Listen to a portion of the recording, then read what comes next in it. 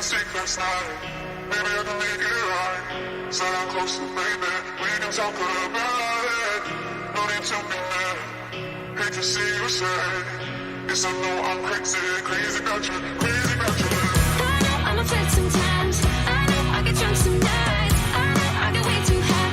I just wanna live it up with you. I know that it might be tense. I know when you've had enough. It's just how I show my love. Darling, can I live it up with you? That it might be tense. I know when you've had enough. It's just how I show my love. Darling, can I I'm a flirt sometimes. I know I get drunk some nights. I know I get way too high. I just wanna live it up with you.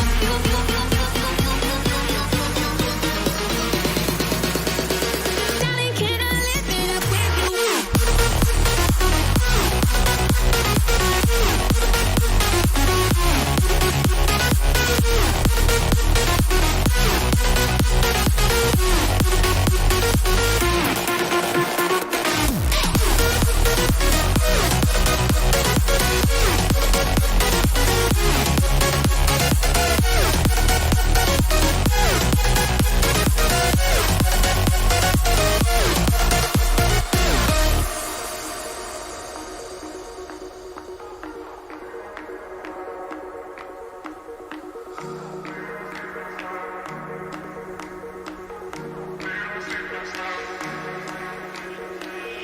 Made a mistake last night.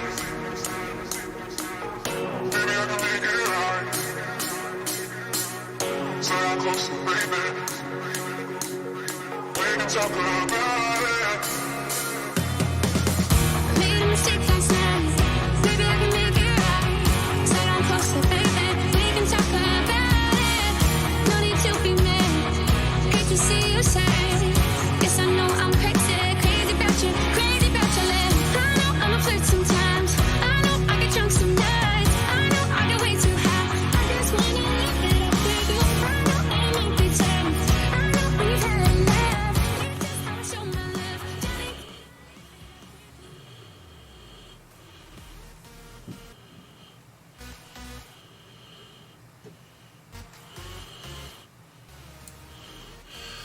Darling, Hello, everyone, and welcome to the Alliance live show number 91. Oh, yeah, baby. We're ready to rock and roll. We got a lot to talk about. Last week, we got Darth Revan. I did the event live on the stream. If you didn't check it out, you should. It was awesome. We were able to unlock him, and, unfortunately, I wasn't able to get him to Gear 12. Not even yet. I still have him at Gear 10 right now. But he has been doing some pretty interesting things in Arena, so we'll do a little bit of testing with him and kind of see where he's at now and kind of get, roundtable thoughts about where he's at in the meta right now in comparison to Jedi Knight Revan. We'll also discuss the shift in the meta. We'll do a top 5 as usual, our Q&A. We're also going to discuss the topic of what's coming up next in the game, and we'll get into that here in a few minutes. But first, before we do that, I want to introduce my lovely co-host, the beautiful, the daring, the illustrious good old Maurice. How you doing, my friend? I thought you were talking about having that shave. What's going on, guys? Now I want to introduce the even more lovely, the wonderful and absolutely stunning Avinash. How you doing? Oh, wow. Such compliments. Thank you very much. I'm glad to be here. Excellent.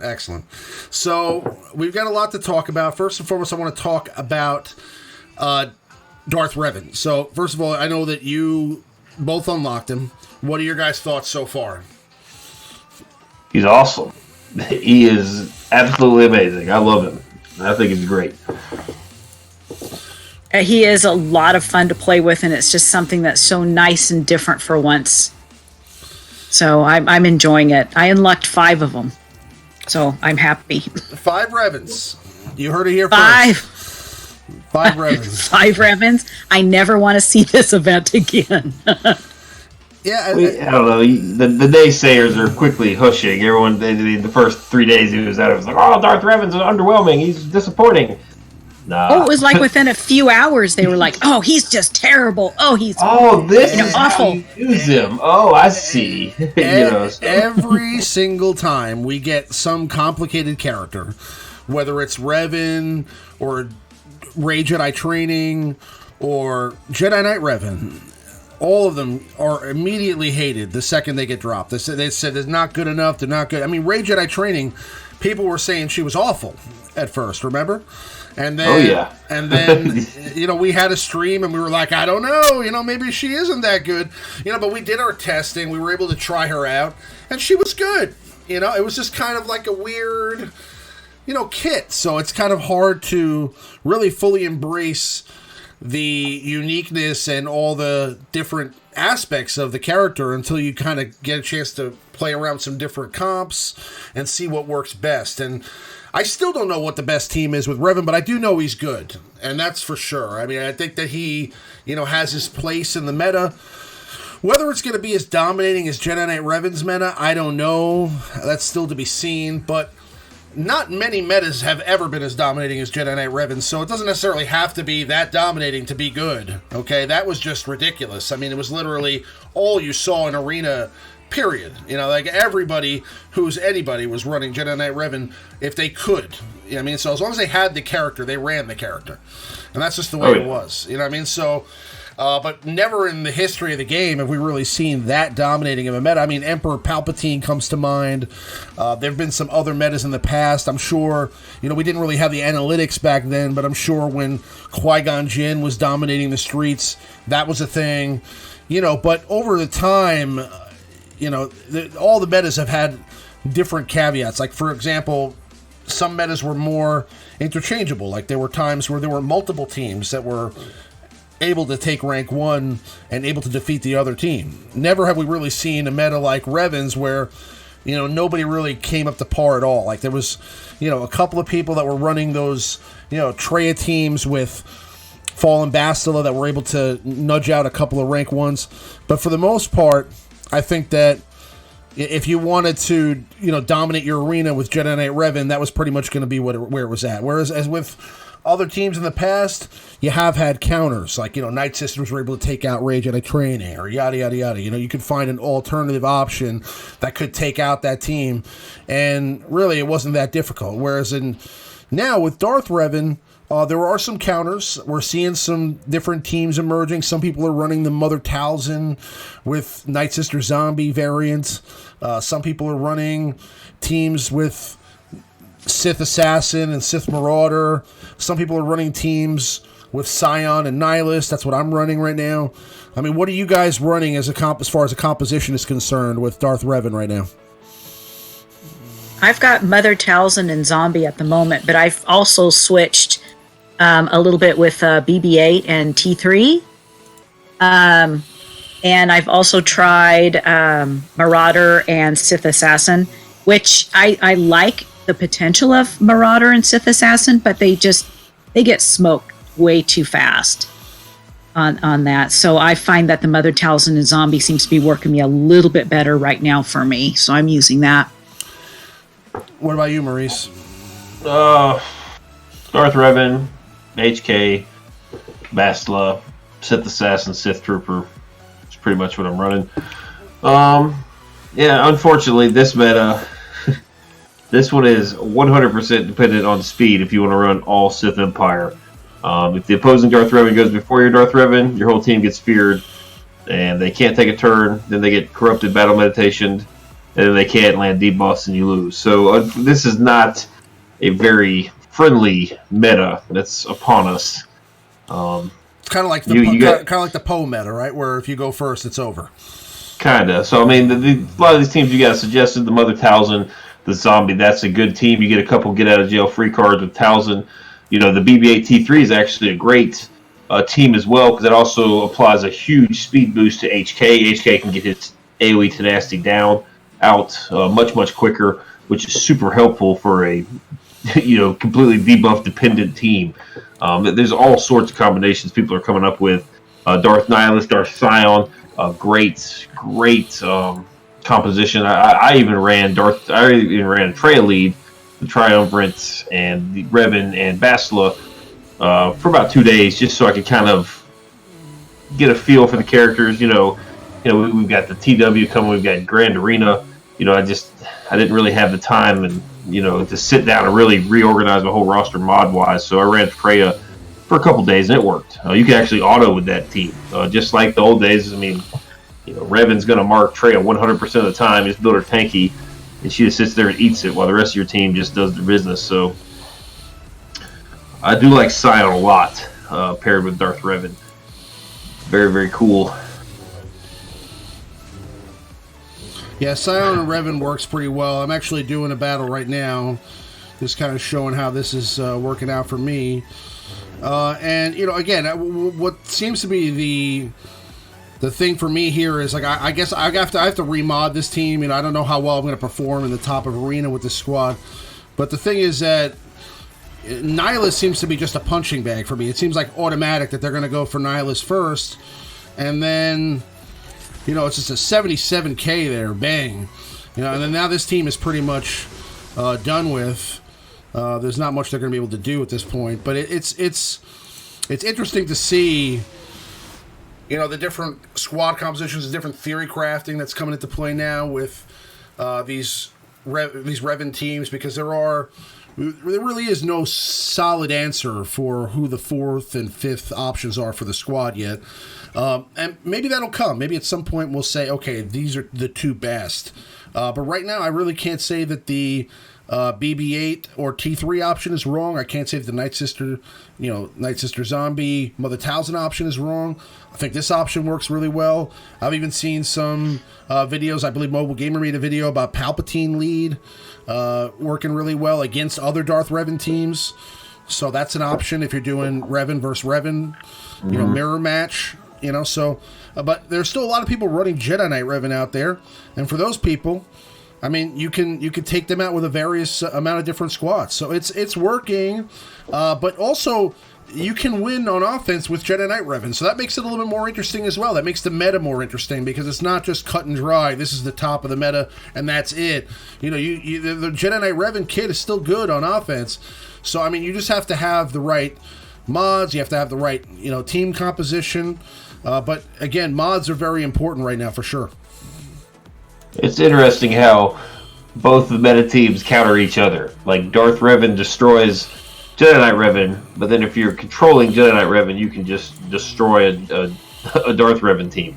It's very interesting. I can't think of a meta we've had this really in the past. It's maybe one or two teams, but not that just directly counter each other. I mean, the guys are still climbing every day that didn't get Darth Revan in my arena shard, taking their spots with Jedi Knight Revan. So, that's kind of good for those that got Revan, Jedi Knight Revan. God, that's gonna be a pain. Excuse me. They got Jedi Knight Revan the second time around, so they will get a little use out of him before, he's rendered useless.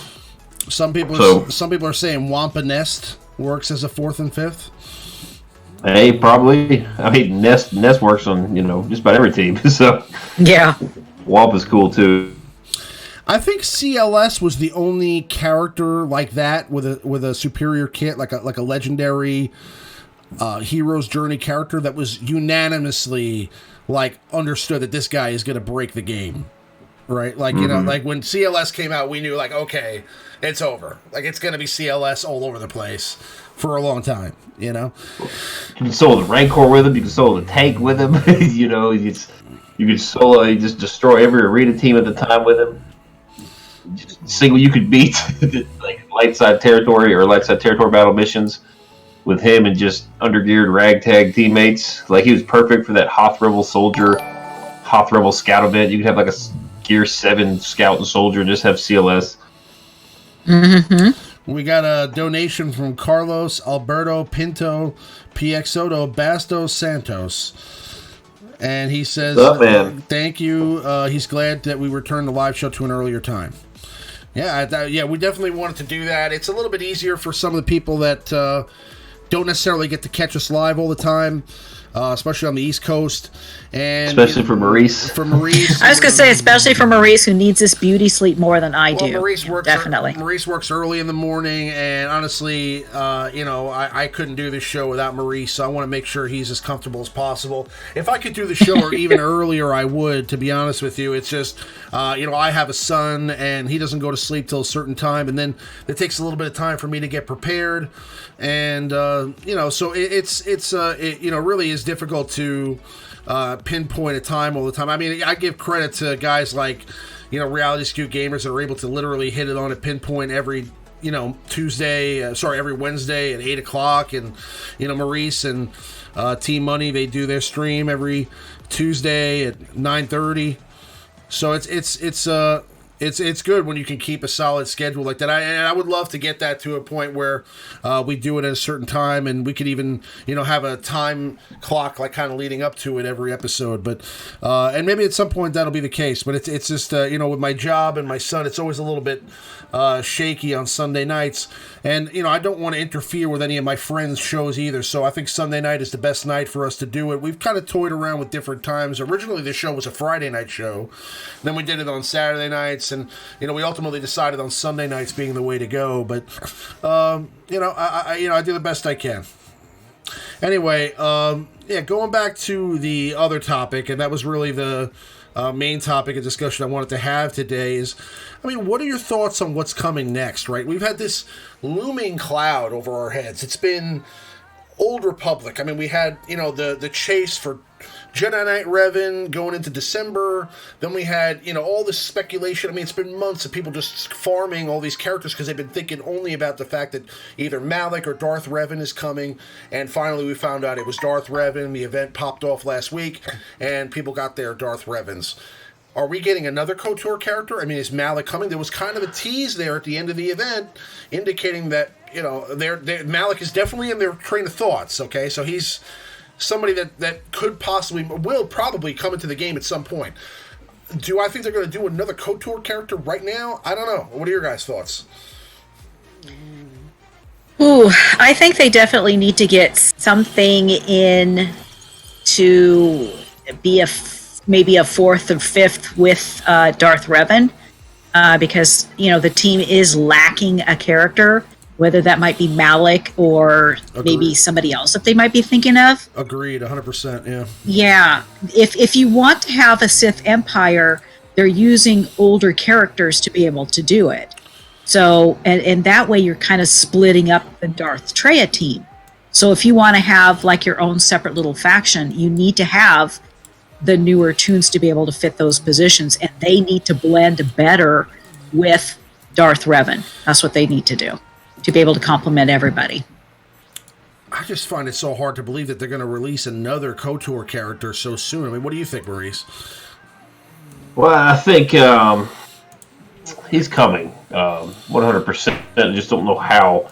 Don't know if it will be an immediate thing. I find it hard to believe we'll get a second KOTOR themed raid, right? That would be right. I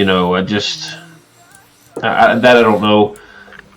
But whether it be maybe he's the first galactic chase character and not a ship, maybe he's some other event. Maybe he's in the Guild event store. Who knows? That's something. I think he's coming. That's something. Yeah.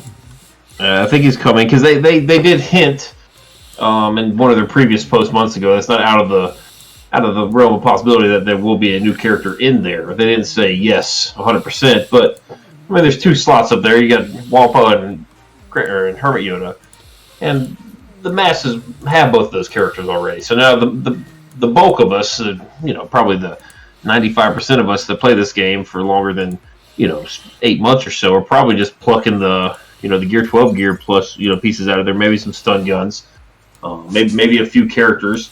It's been a while since I've pulled me out of there. I don't know who's in there anymore, to be honest. But there's really not much to pull. Unless you just want Gear 12 med packs. That's all I do. Just buy the med pack pieces. That's it out of there. I don't know. We'll see. He's coming.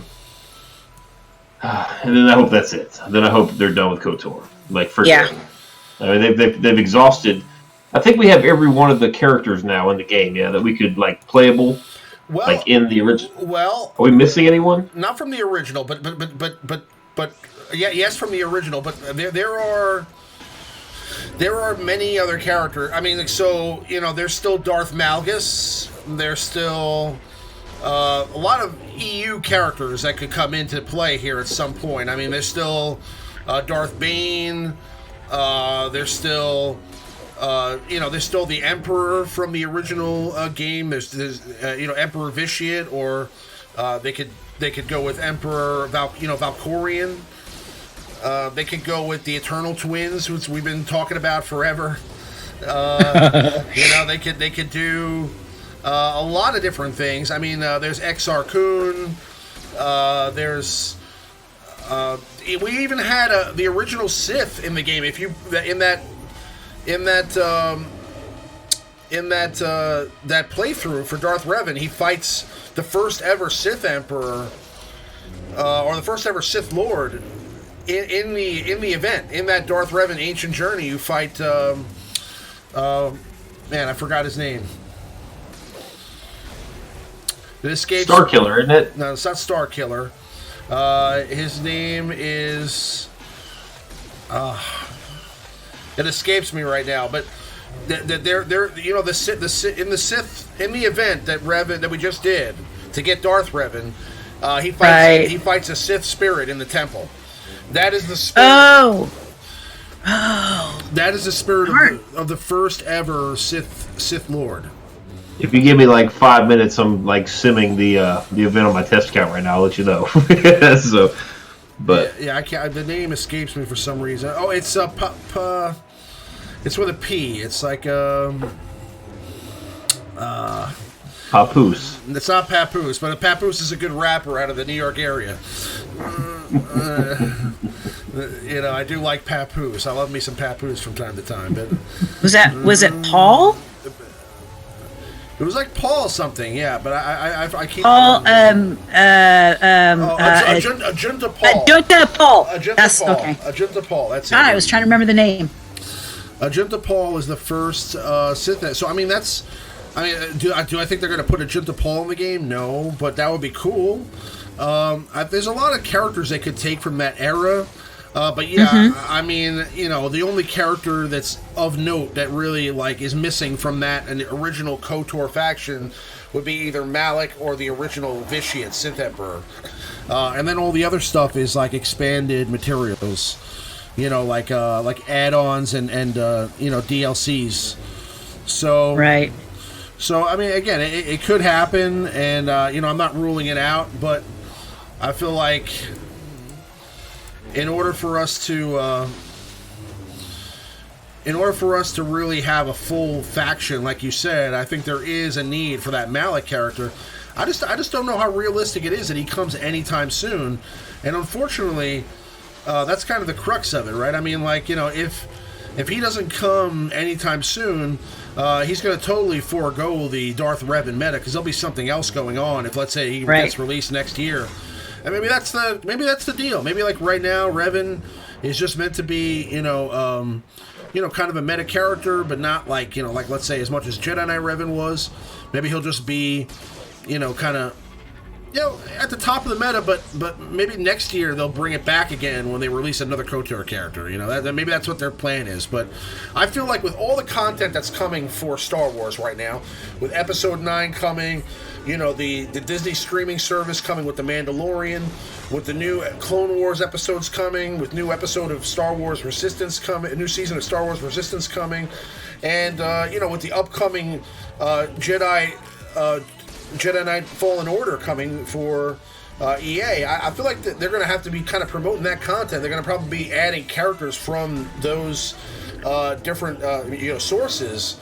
So I don't know. I kind of feel like there's definitely going to be a push for Episode 9 sooner rather than later. And I think that we're going to get some Clone Wars stuff too. I mean, it does make sense that they've held off on doing anything with the clones until the new Clone Wars episodes drop. And I don't know. I just feel like that could happen quick. So I mean, we could definitely get a Darth Malak event in the next 30 days, and but I just don't know. There's no lead up to it, right? There's no Malak. I mean, even if they did a raid, Maurice, right? A raid it would take 5 months to get that character. So, yeah. I mean, it's the only thing they could do would be to sell Malak as like a marquee. Mm-hmm. And that's, I mean, you think about it, Sion and Nihilus, 2 of the 3 Triumvirate were both marquees. You know, so it's definitely feasible.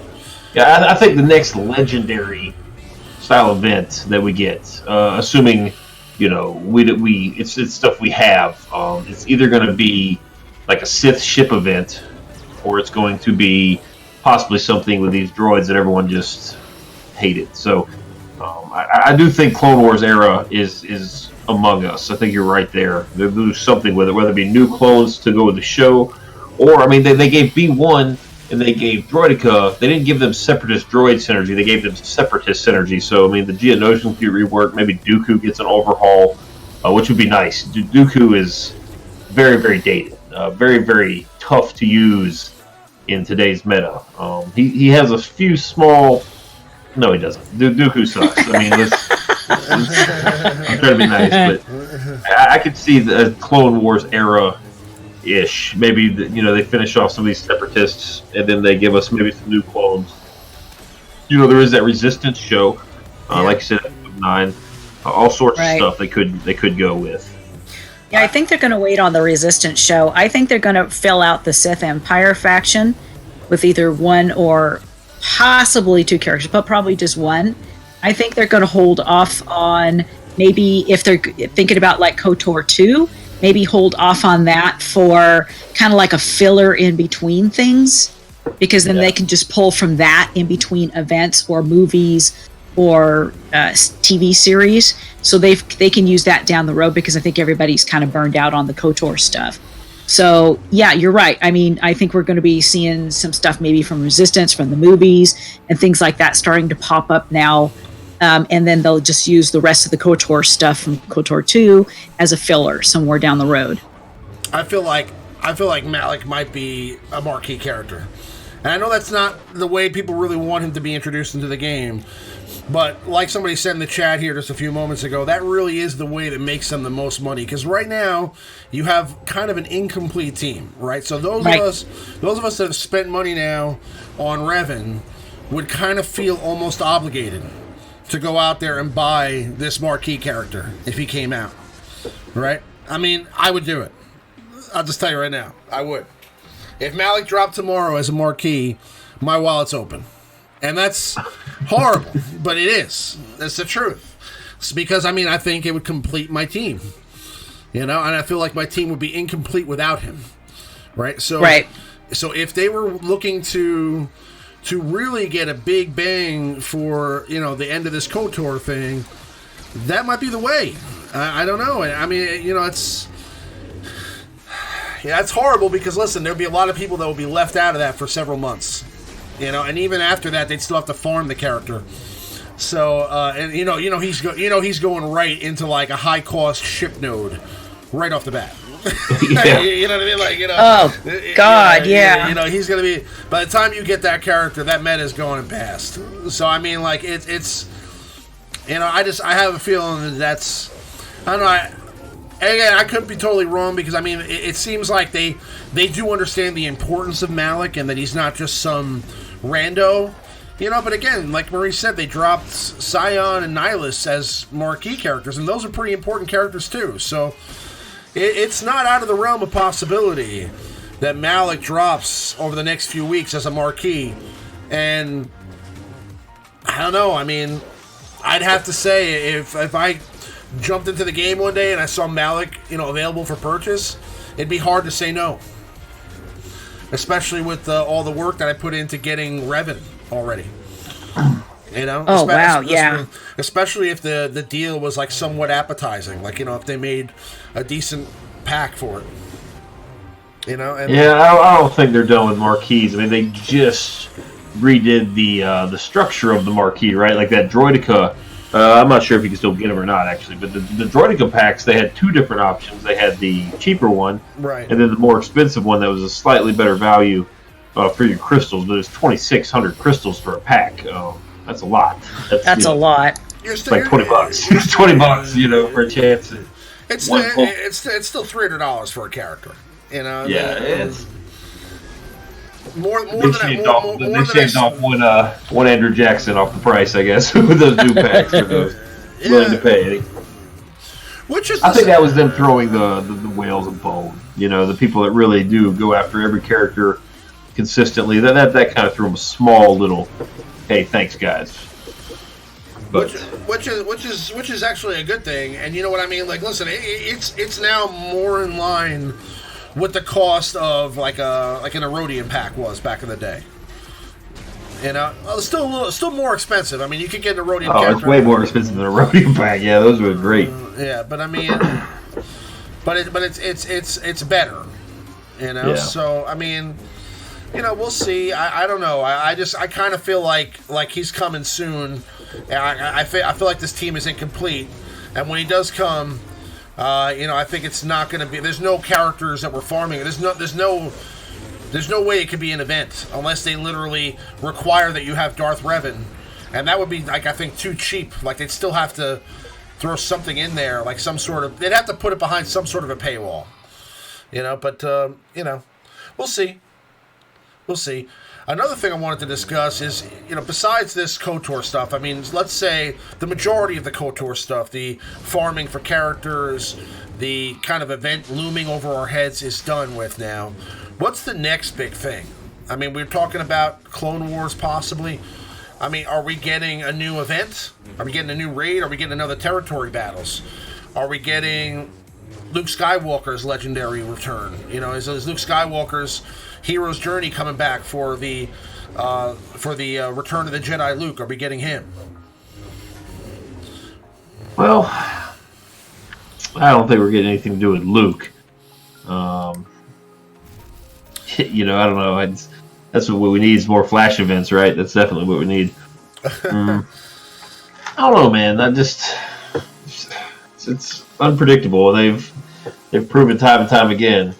We can be semi-prepared. Like everybody that's watching the show tonight, everyone knew that something Darth Revan or Darth Malak related was coming.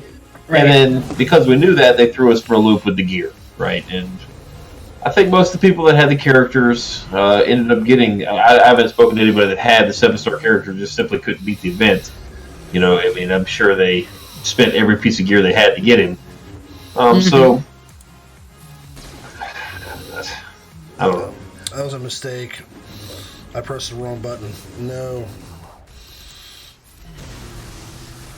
Yeah. Let's see. I think the change they made to the platoons, where the platoons are going to be constant now, and they're not going to add any new characters to it.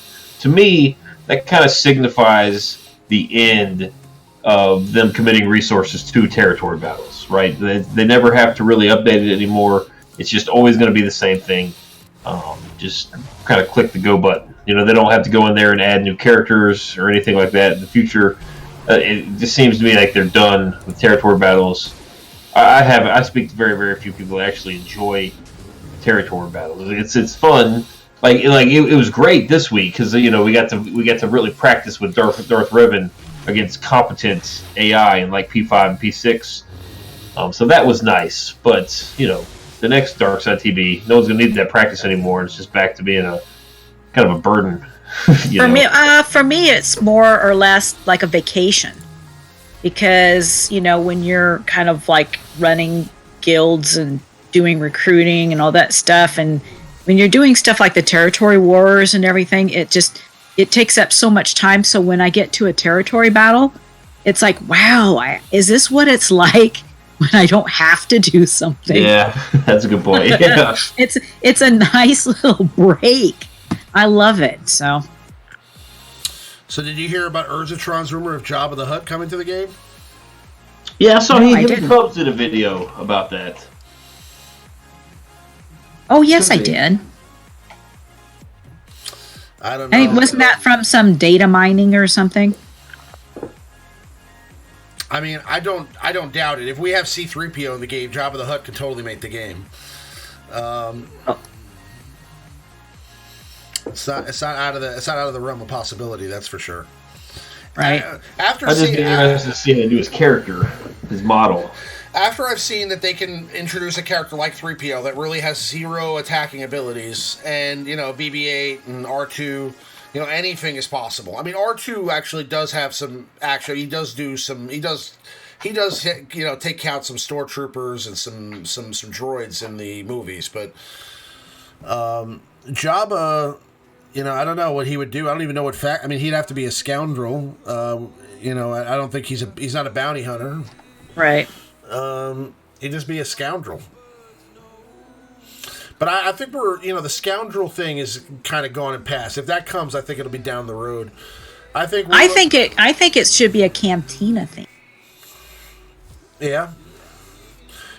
With him as kind of like in charge of, and then have the band as characters, and then have the Salacious Crumb, all the little characters in the cantina and stuff as a faction. I think that'd be cool. Well, the Gamorrean guards could be a part of this situation. Yeah, that's for sure. What are your thoughts on? By the way, I bit the bullet and I Zetaed the other HK-47 Zeta, and I did Bastila Zeta. So I mean, my team is Zetaed out. I couldn't. Well, we all knew you were going to do it. You were itching to pull the trigger last week. I had to do it. Yeah, I had to do it. Yeah, that was fun last week. But yeah, I mean, if they did something like that, it would have to be, there would be a lot of stuff that have to come around. I don't think anything like that's happening anytime soon. I think if anything, we're getting maybe some Clone Wars stuff. I mean, yeah, I think that we're possibly getting a rework to the clones, and that would be really cool. Much anticipated, much wanted in the community, and I don't think they'll be meta. I think if that comes, it'll just be kind of like a General Grievous situation where you'll have another comparable Galactic War, Grand Arena TW team that'll be decent enough to beat, in that that KRU. Bounty hunters, like in that mid-tier range where you can beat those teams, but you're not going to be really, trifle them with the Darth Revans and the Jedi Revans and the CLS teams. Those are going to kind of be more upper echelon squads. So I think that if they do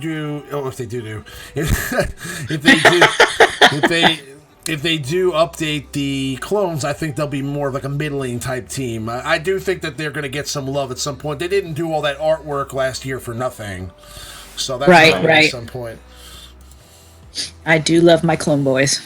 But before we get into some more gameplay, I want to do some more arena battles here. Let's get into the meta report because there has been a change.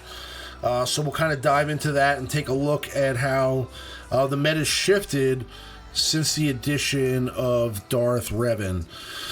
So, as you can see here, Darth Revan is kind of taking a nice piece of the pie.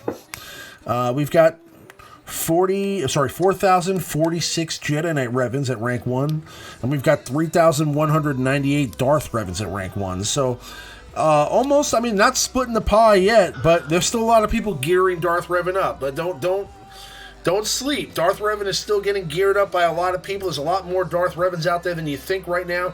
I see a lot of those icons up there with people that, changed their player icon to Darth Revan that are still running Jedi Knight Revan. So they have them. They're just not playing them yet because they don't have the other pieces. So, either Darth Revan's not geared up yet or they're still working on the rest of their Sith. But I think that this number will be much higher. I think he's going to take over Jedi Knight Revan in the next couple weeks, for sure. What are your guys' thoughts? I think next week we'll see probably a 50-50 split, and then Darth Revan will just take over. These Jedi Knight Revan teams are just simply too easy with Darth Revan. It's once you guys get it going and get it modded, and once you get the team geared, you do need the Zetas on Darth Revan. You destroy Jedi Revan teams. It's always pretty, but you win consistently with it. I don't think I lost at all the last couple days once I kind of got them modded and working properly. I just think it's a fun team. It's a flexible team right now. A lot of people run all sorts of different comps, like you guys mentioned the teams you were running, and a couple of those teams don't even include Sith characters. So I mean, he just brings he just opens up a lot of your roster for all sorts of possibilities. I think it's eventually going to be Darth Revan versus Darth Revan, and but for now it's a fun 50-50 split. What we've seen the last few months, I'll take 50-50. Right. Instead of 100% Jedi Knight Revan all the way 1 through 50. So at least there's a little bit of variety. Yes. Yeah, and oh man, that is so nice. Yeah, once I started, I do need to remod my Darth Revan team up better in that sense. I was doing okay at first, and then I was hitting a little bit of a JKR wall with better mods on them. So I'm like, ooh, yeah, okay, I need to adjust that because I was losing more than I was winning at the time. But I love the fact that when I do win, it could be anywhere from like 50 seconds to up to 2 minutes is all it takes, depending upon your RNG factor or how fast one goes than the other. So it was just fun to kind of stick it on auto and watch them all spaz for a few seconds when they were hit.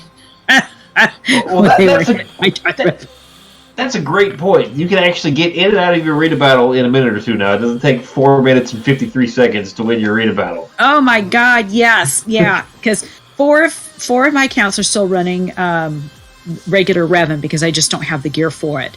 Only one account has the G12. And that one I'm just having a blast with. And, I get to shock them all, and then they'd all jerk for a couple seconds and stuff. And that's kind of fun to watch. I took some screenshots of that, of them going spazzy. What do you think about this? Emperor Palpatine is actually getting more love right now than Darth Traya. So Darth Traya has been overtaken in the top 10 by EP. I didn't think I'd see that happen. Oh, it's not easy. If you take a Darth Revan team up against a Emperor Palpatine team, it's tough. It's really, really tough. I've lost, I think, 2 out of 3 times with Emperor Palpatine as a lead. And that doesn't necessarily mean that Darth Revan is on it either, because the turn meter is so great that my team basically almost didn't even get a chance to take a turn. Nathaniel Morgan, I just want to say, we're going to do the Q&A in a little bit, but I just saw your question, and absolutely not. If you're even thinking about buying Omegas with your fleet currency, don't do it. Okay? It's not worth it.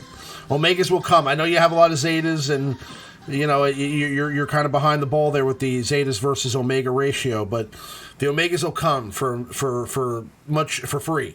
Okay, there's Omega events all the time. You get Omegas daily from GW and from other places. If I were you, I would just try to farm them from Cantina. I mean, I know that's not really the same as getting guarantees, but I mean, man, the return rate on Omegas in the Fleet Store is just horrible. So I wouldn't do it. Yeah, it's just, I don't know. Don't be so frivolous with your Omegas. I don't know. You can't be. I don't know. It's tough, but you really can't Omega every character. You just can't do it. They're making a lot of these tempting. But a lot of characters. There was one of them. One of the new like Sith Assassin. You can use her without the Omegas on her basic or her unique. I think it is. There are characters that are in this new meta where you don't need necessarily all the Zetas. I'd have to. I think Sith Troopers are pretty important. I'd have to look, but Sith Assassins aren't that imperative. I think Sith Marauder just gets like a damage boost on his basic, which is nice. For those of you guys who don't have Sith Marauder, he hits super hard. They finally found a way to utilize his kit. It's actually working as it should be, or it's always worked as it should be, but now there's just so many debuffs. You can actually see him hitting for 60, 80k on his basic, which is phenomenal. He's pretty boss with this new team, but he's not. I don't know. I went off on a random tangent. Moving on, sorry. I gotta say, for those 10 people running General Grievous at rank 1 Arena, I love you guys. Thank you. And God bless you. Yeah, I mean, that's awesome that they're able to pull that off anywhere. But, yeah, I mean, Carlos Alberto Pinto Santos asks, he says, I'm using Palp without Darth Revan. My comp is Palp, Triumvirate, Short Trooper, and beating DR teams with speeds insanely higher than mine, thanks to Palp's turn meter game. Oh, yeah. So a lot of people are using EP without Darth Revan. Yes. Yeah, they are. Yeah, Darth Revan doesn't even have to be on the team, and EP will just annihilate Darth Revan teams. Wow. If you're on offense, yeah, definitely. So that's a good counter option right there. Mm-hmm. And GG apparently wrecks Darth Revan teams, according to Dr. Gonzo as well. And that makes sense. That would be cool, because that I actually haven't tried. I haven't tried that either. I really want to. That it would just be sounds cool like fun. If General Grievous, like, preemptively they released him knowing he's gonna be the counter to the next meta. That'd be pretty cool. I'd love to see it. That would be kind of cool if they released GG knowing that the next meta can. I mean, if they really were planning that ahead, that'd be pretty awesome. But if they were like, guys, just hold on a couple weeks.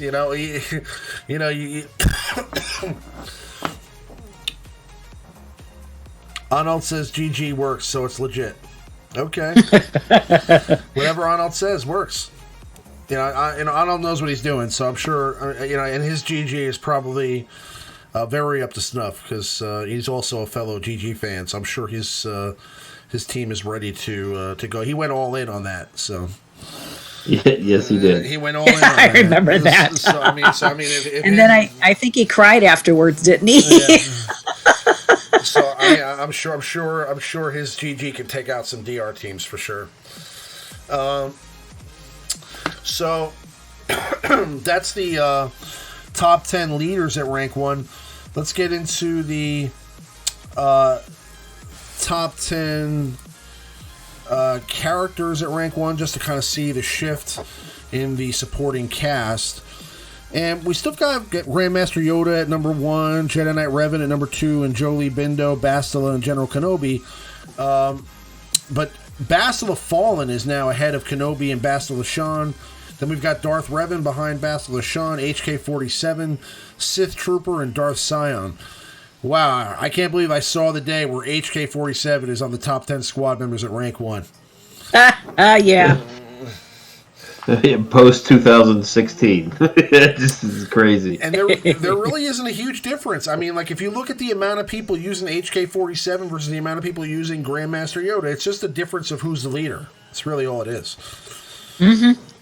And I'm sure HK-47 will probably be used more than Grandmaster Yoda next week. So yeah, because with the Fallen Bastila's rework, she really does. Especially if you put that Zeta on her. I mean, she slots in.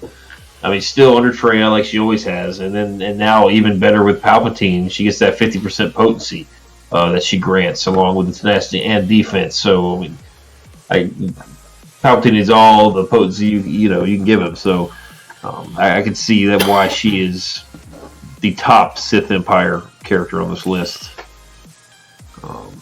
Don't see those are the only two are all HK. Yeah, so I guess they're the new trio, the new Sith trio. So we got two of them now. So we got a Sith trio. It's a HK, Darth Revan, and Bastila Fallen, and then we've got the other triumvirate. So that's your 3v3 right there.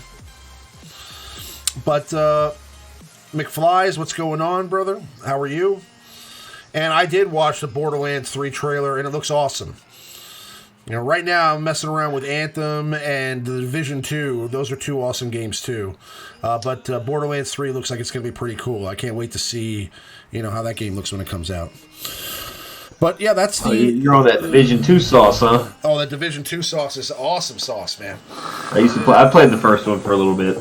They got the World Tier 5 coming out in the first of the updates they're going to be having for the year. So they have like this the season pass where like throughout the course of the year you're going to be getting like new strongholds, new new guns, new world tiers.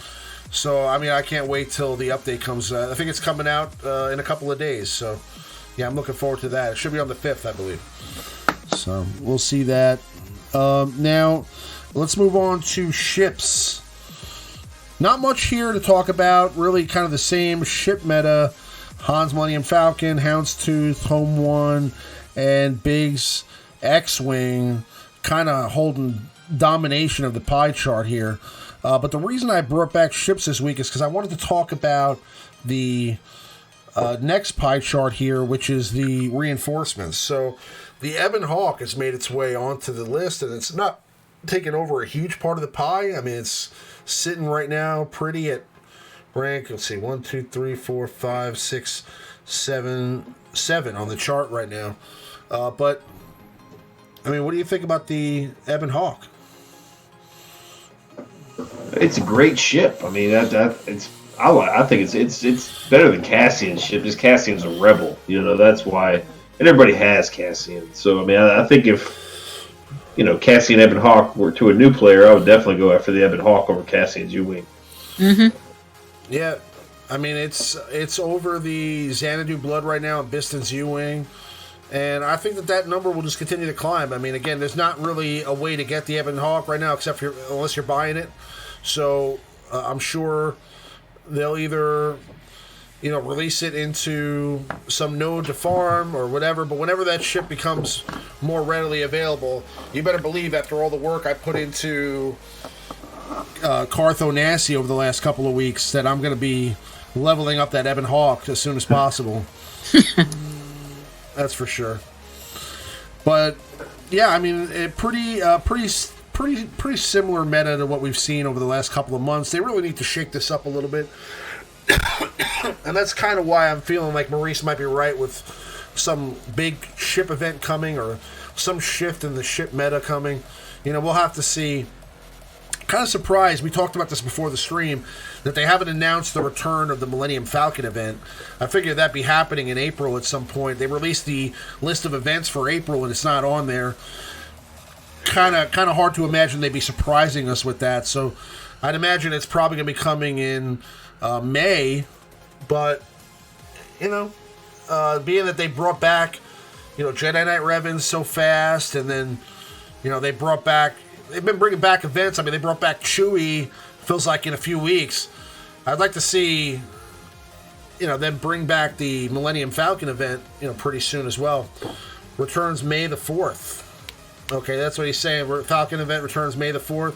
I don't know if that's true or if that's just a guess, but it would be a good day to bring it back. I mean, May the 4th be with you would be a good day to have the Falcon come back. That would be pretty cool.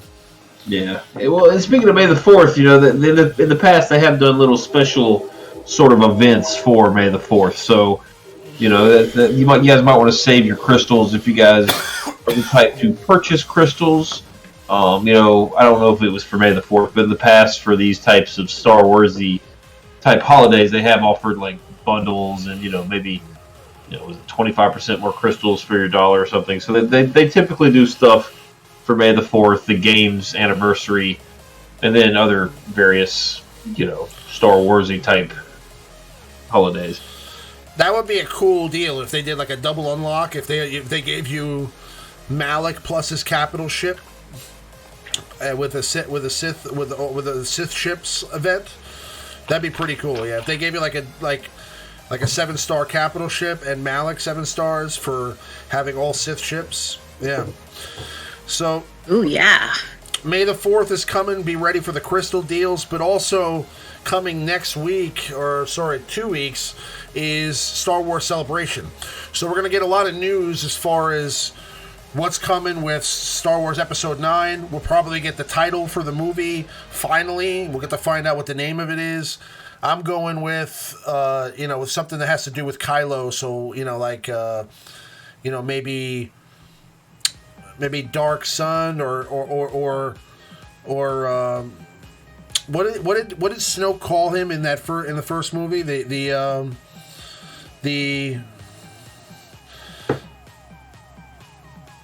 He called him. Oh man, I can't remember. He called him like something about. See, he said something about him being the Son of Darkness. That'd be cool if that was the name of the final movie, Son of Darkness. But we'll see. We've seen some pictures from the movie already. They've shown some of the pictures of the new stormtroopers. It's going to be all red stormtroopers. They've shown some pictures of what Rey's going to look like. She's going to have a whole new outfit, so get ready for a new Rey Jedi training hero's journey, okay? Because she's got a new outfit, so we're going to have to get that outfit. Snap. And she's going to be... She's gonna have to get that new snazzy white outfit for Rey, guys. Yeah, let me get them new digs. Yeah. Yeah. She's gonna have Luke's blue lightsaber, okay, and she's gonna have all white outfit, and she's probably gonna be a Jedi at this point. So we'll actually have a Jedi version of Rey in the game at some point, I think, and that'll be cool. So get ready for that. That'll probably be coming later this year, and they released some pictures of it. Lando's gonna be in the movie. So that's awesome. We'll get probably Old Man Lando. He'll definitely be a character in SWGOH 2. He'll probably be, tripling down. Tripling down Lando. Triple down Lando. But I mean, he'll be in the game. So he'll be in the movie. So we're looking forward to that. But we'll also probably get our first trailer in a couple weeks too. So I can't wait to see what happens there. And any news about Star Wars after that, let's say after the celebration, if they do a trailer thing, I'll make a video of my thoughts about the trailer. I always do anything that's related to the Star Wars movies. I always make a video about that stuff. So, but let's go on to our top 5. And this week, as last week we did top 5 attackers. The week before that we did top 5 support. This week we're doing top 5 tanks from March 2019. Who do we have at number 5, Maurice? These are all going to be taunting tanks, guys, so just keep that in mind. Number 5 is crew. You can make a case where any of these real guys from the honorable mention up could kind of be rotated around, but crew comes in at number 5. Not only is he a tank, but he is the ultimate leader for the First Order faction. We put that second Zeta on him. He is a pre-taunter. He passively taunts if he's hitting a debuffed enemy. Got a 2-turn stun, which I think still is the only 2-turn stun in the game. Yep. I could be wrong. It's been a while. Yeah, but it's still the only one. And it cannot be resisted, which is incredible. So, he's got tenacity down and a stun that does not require potency. So he's got some debuffs that aren't potency related, which is interesting. And, he's countering just all sorts of goodness. He's got a lot of health regeneration in his kits, even apart from his leadership ability. Just a very, very solid character, and he's usable. You don't see it too often, but he can be utilized outside of a First Order team. His kit is that good, so very good character. I mean, listen, a taunting tank with counterattack that can dispel, stun for 2 turns. His leader is awesome. He's got speed and crit damage. I mean, it's just ridiculous. All this guy needs is some increased love with his supporting cast. And I'm telling you that he'll skyrocket to being I'm not saying like a Darth Revan meta leader, but definitely a high tier, like in that CLS category, where he's going to be like a more like a mid-tier leader, like to high end. And I think that if we get some other characters here coming up towards the end of the year, remember Snoke is already in Star Wars Force Arena. He's coming. Okay, Snoke is coming. We're going to get some red stormtroopers. We're going to get some other First Order characters. There's going to be more First Order characters. I mean, Kylo Ren those red stormtroopers may be part of Kylo Ren's elite guard in the new movie. So if that's what happens, and they have any kind of synergy with crew, Now, they also leaked some pictures of Kylo Ren and what he's going to look like in the new movie. And it looks like he has the mask again, but he has the mask all cracked. So it's like that broken mask that he had that he destroyed in the elevator. He put it back together, and it looks like there's little pieces of kyber crystal actually intertwined in his mask. Like he actually meshed some red kyber crystal in with his mask and put it together. So I don't know if that has anything to do with Vader. I mean, maybe he found Vader's lightsaber and used Vader's red kyber crystal and used his. I mean, I don't know what that means, but it looks like they put some red kyber crystal into Kylo Ren's mask, and kyber crystals have some really serious properties when it comes to force wielders. So we'll have to see if there's any. Okay, is that me roboing or him? It could be me. Oh, okay, I wasn't sure. But there are also going to be the Knights of Ren, and we've already seen photos of them.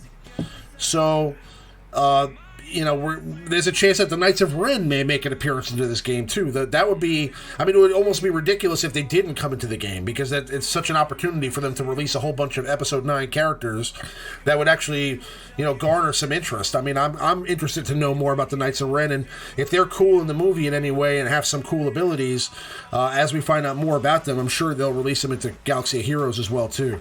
And these things are all determined kind of like on the fly. Some of these things they go watch the movie themselves at CG, and if they think the Knights of Ren are cool, they'll go make these characters in the game. What were you going to say? I mean, they don't even have to be cool. I mean, if you think about the previous movies that were released, like Rogue One gave us 3 of the most insignificant characters in the Star Wars universe into our game: Viston, Pow, and Scarab Rebel Pathfinder. We got First Order Executioner, who was in the movie for maybe 15 seconds when he had that little duel with Finn, I guess. These are pretty insignificant characters. So, I mean, they don't have to necessarily be like Shore Trooper. We have Shore Trooper in the game. Like, they don't have to be like baller characters in the movie. Like, you're a fan favorite to make it into this game. No, if Scarab, we never got the Praetorian Guard, which was kind of shocking. That seemed like a character we would have gotten. I really can't believe that Praetorian Guards aren't in the game. That is kind of shocking, to be honest with you. But listen, I mean, there are lots of cool characters that can still come into this game from the old movies, not old. I mean, from the Return of the Last Jedi, and then also from Episode 9, whatever that's titled. So, we'll see. Yeah, no, I have not forgotten Bodhi Rook at all. No. But yeah, the Knights of Ren would be cool. The new, I'm sure there's going to be a whole bunch of new First Order faction characters. So there could be a whole new synergy that comes in. Snoke could come into the game. We don't know. Snoke could still be alive as far as we're concerned. We don't know what happens. Rey could still be a Skywalker. I mean, J.J. Abrams could literally change everything if he wants to. And honestly, it would be in his right to do so, because the other guy literally changed everything that J.J. Abrams did before him. So, I mean, is J.J. Abrams the type that's going to literally just go in and snub everything the guy before him did? I don't know. I kind of think he's not going to do all that. I think he'll do it subtly. But I think that J.J. Abrams might kind of retcon some of the stuff that happened in the last movie with some of the stuff he's doing in this movie. And I hope he does, because a lot of that stuff that he kind of dismissed in the last movie was really upsetting to me. And if you want to hear my thoughts about that, you can watch that video from 2 years ago. But but we'll see. There's a lot of stuff that could be coming. But anyway, that's our number 5 tank in the game, Kylo Ren en masse. Moving along to our number 4 tank in Star Wars Galaxy of Heroes, we have Finn. I know you guys are probably going to hate this choice, okay? But Finn is actually good after his rework. And I know that, a lot of people are upset about the rework. I am too, I got to be honest with you. I do not like the fact that his leadership was nerfed. They did give everybody back to Zetas, which was a nice thing to do. I understand that in my thought process, or at least in my belief, I think that they should have reworked the raid. Okay, that is not a new raid anymore, and everybody can beat that raid. And there are lots of other workarounds. There are lots of other things that you can do, lots of other teams you can use to bypass through these phases. And I don't think that Finn lead with C-3PO is necessarily the only one that needs to be fixed or nerfed. So I feel like if you're going to go after this, why not go after all of it, right? But listen, it's something that they said they were going to do. They did it. Unfortunately, we were all hoping that it wasn't going to be Finn's leader that got touched. It was Finn's leader that got touched. But either way, he still does have a lot of great abilities since the rework. I mean, his basic attack now does a lot more damage, and it actually has the ability to kind of gain momentum throughout the course of the match. And overall, I think he's just a more well-rounded character himself. Before, his leader ability is really what made him. The only thing that was good about Finn was that he had this fantastic leader ability that made the rest of the Resistance characters better. Now, him as a character overall is better in total. I think he's just a better character now. What do you think, Maurice? Well, I think he's one of, might be the only, but he's one of the very, very few that can taunt from his ability and then passively taunt as well, which is very, very interesting. He's a very tanky character. I want to say he's got probably top 5. Let me look real quick before I start talking about my butt, but I think he's top 5 in a few of the defensive categories. And this hold the line move, his old move that used to just give the heal over time just to him and Poe, like his like the him and Poe move. Yeah. It now heals all the Resistance allies for 20% health and protection, cleanses all their buffs, and gives him that determination. And then he'll taunt for 2 turns. This is on a 3-turn cooldown. And then he'll continue to taunt. He'll lose that determination when another character gets below 50% health, and that's extremely valuable because 2 of the bulk of your Resistance offense, especially if you're not using Jedi Training Ray, comes from Scavenger Ray and Resistance Trooper, and those are 2 extremely squishy characters. And it can even protect Poe in the event you want to continue to use his lead. I'm not sure. That's the biggest question this week is, do I put the Zeta back on Finn? Yeah, I don't know. I will probably do it after I probably end up going all in on the Sith Empire.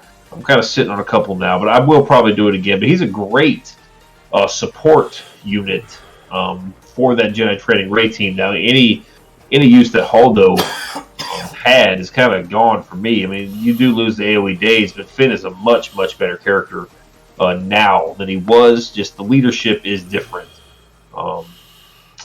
We'll see. I think if you guys haven't fooled with him yet, I mean, even if you can't solo a raid, just get in there and watching him clock the tank for 250k on that special is something pretty intense. Yeah. So he is an actual taunting tank now, not just a save pose, but like taunt. It's he actually taunts himself, and I think you guys, if you do, get over the sour grapes about his leadership getting reworked, I think you guys will find that he's a very, very useful character now. So yeah, he's definitely. Oh, that's good. He's definitely gotten some love. I mean, again, it sucks that the leader was touched. I agree. I think it was one of the best leaders in the game, hands down. And maybe it was overpowered. Who knows? That's for them to decide, not us. But ultimately, he is a better all-around character for it now. And if you guys give him the chance to kind of put this, even if you don't put the Zeta back on, just use him in other areas, I think you'll see that he's a more well-rounded character now that can still help out the Resistance team, and he still has a lot of uses in this game for sure. Yeah. Thank you, Nathaniel Morgan. Finn is second in armor. Yes, thank you. That's what it was. Thank you for looking that up. Moving along to number 3 tank in Star Wars Galaxy of Heroes. Who do we have here, Maurice? Oh, sorry, I took a sip. Number 3 is going to be Sion. Sion will not go away. You see, I think Ramon mentioned he used him. He does fit in very, very well right now with your new Darth Revans, especially if you do not have a developed Sith Trooper, or maybe your Darth Revan's a little bit slower than the opponent. Sion does slot in quite well. We'll see how that works in terms for TW Grand Arena, how people will split them up for that. But great tank. AoE Dispel. does the pain, forces the opponents to actually hit Sion. He's, of course, got the Held by Hatred move. It gives him a revive, and then also really boosts up all of his stats. Just a great. He really hits hard. He's probably one of the hardest hitting tanks, quite possibly the hardest hitting tank if you mod him for it in the game. So it's a unique character. He's an offensive oriented taunter, which is great. And of course, he gets all the passive boosts from the Triumvirate. Just a great overall character. Really good character. Everybody should have in their inventory, even if you don't have Traya. If you're still working on Traya from that Sith Heroic raid, you still should go ahead and get Sion up there and ready, because he's going to be well worth the farm and the gear. Absolutely. I mean, once he gets hatred, it's tough to get him down. He deals a lot of damage. He's got the AoE dispel. Torment, especially with Darth Revan teams, can be a nail in the coffin for a lot of these Jedi Knight Revan teams. Once you get that Torment off, pretty much reducing or eliminating all their buffs and tenacity up, then it's a lot easier for you to kind of take the team down a peg or two with all the debuffs that the Sith team inflicts. And then, he just overall with his passive taunt that he sticks with pain can be a nuisance, because everybody but Jedi Knight Revan can't ignore taunts. So he basically makes it impossible for you to get, let's say, Dark Bastila or HK-47 out of the battle, making that Darth Revan team survive a lot more. And he's still a great tank for trade teams, in other areas, let's say in Grand Arena or Territory Wars. Overall, he's just a fantastic character and definitely somebody you should have. Moving along to our number 2 tank in Star Wars Galaxy of Heroes, we have L337, the female droid.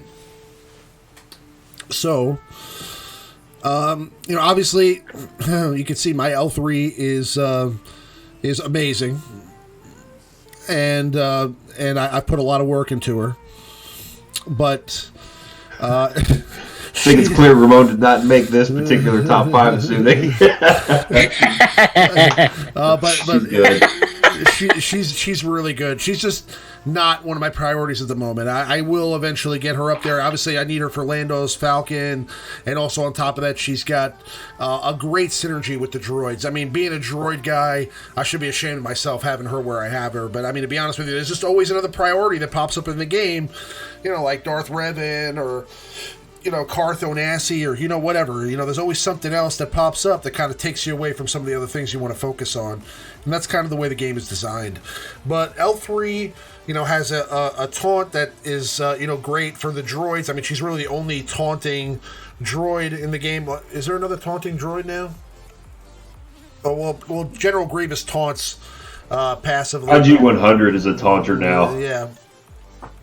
But she we almost made the list. I thought you guys would laugh me out of the building, so I didn't put them on there. Yeah. But she can dispel.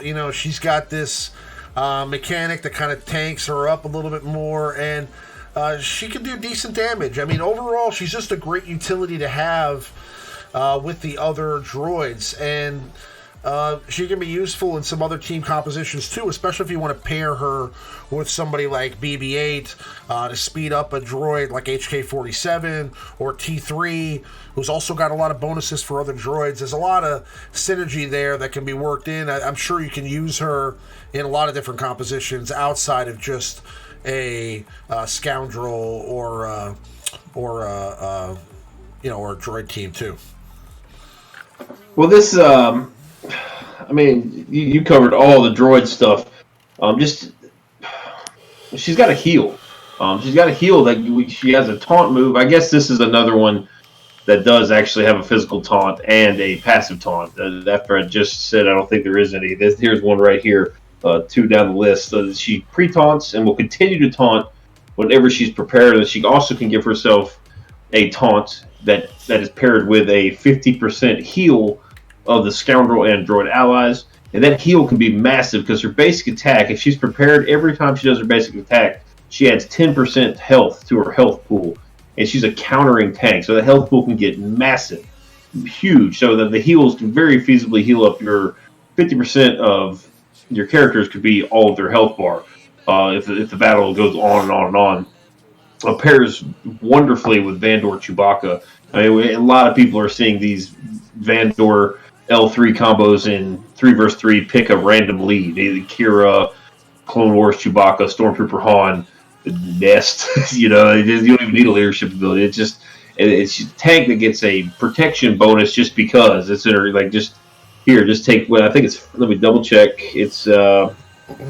Just L3 gets 25% max protection. The end. That's just a little perk she gets. So I mean, you can build her all sorts of ways. Just a great character.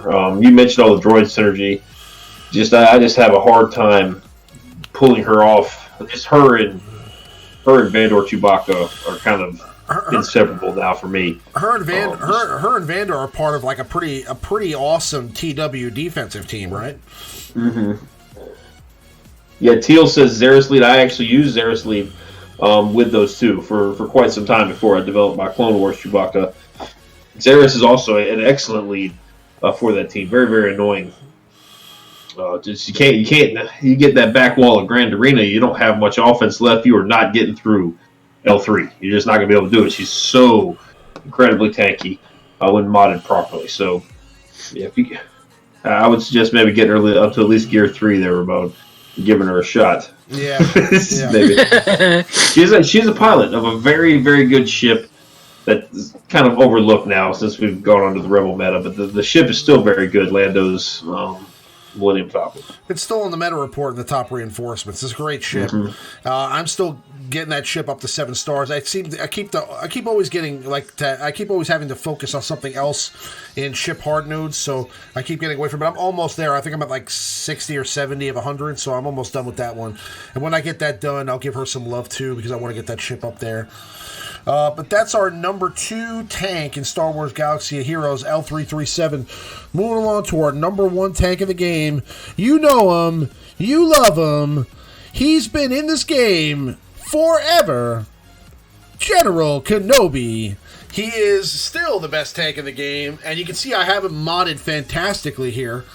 His mods are actually on another character right now. I made a mod loadout, so I put his mods on one of my Sith characters, just to kind of help out. I do have to remod my Sith a little bit, so for now, this is just kind of a placeholder.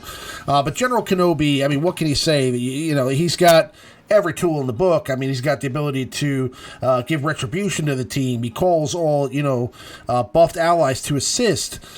He can cleanse. He does literally no damage with his basic attack, but everything else is fantastic.